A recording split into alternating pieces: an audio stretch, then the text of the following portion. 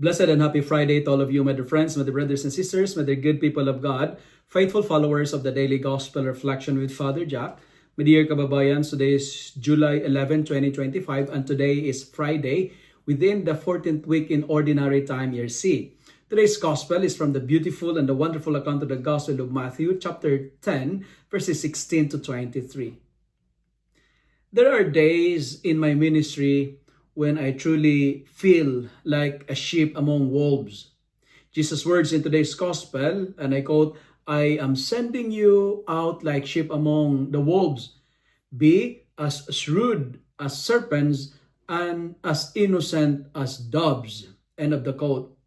It hit close to home, to myself, I have learned that following him, following the Lord does not mean comfort, appreciation of or rewards.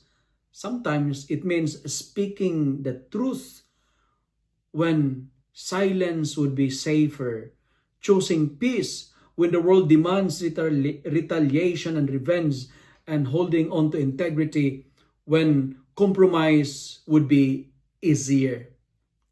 Today's gospel reading reminds me that discipleship is not a call to popularity or to fame, but it's a call to faithfulness and obedience, even in rejection, even in the reality of a persecution or misunderstanding. My dear friends, Jesus does not sugarcoat the path of mission.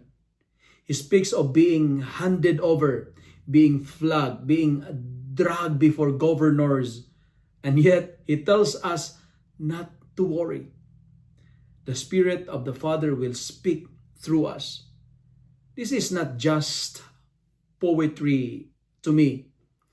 It has been real in moments when I've stood at the pulpit with a heavy heart, unsure of how to preach through my personal pains as well, Time and time again, I experienced that mysterious grace from God and words forming into my mouth that I did not plan.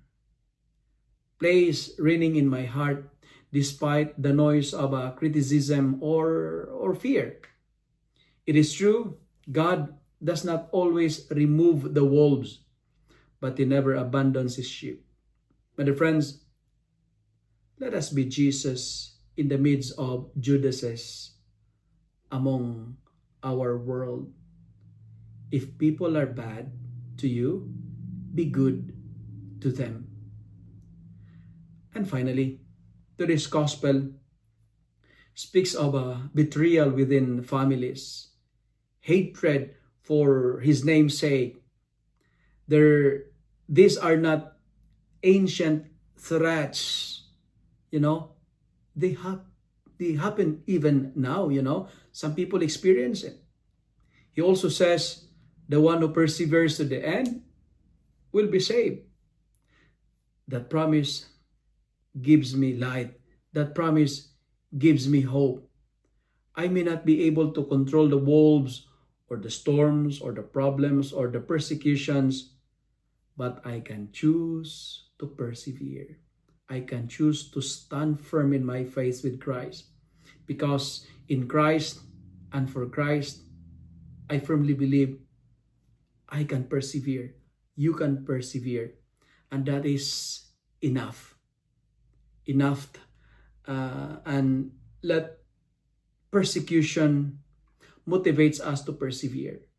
But friends, this gospel reminds me personally that my vocation is not about surviving safely, but loving bravely.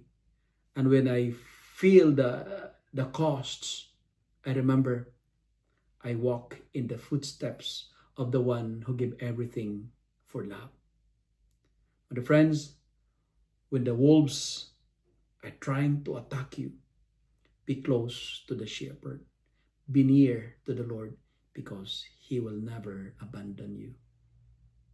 If you love and like this reflection, kindly share it with your friends, share it with your family. Make the word of God viral so that many will be blessed. Amen.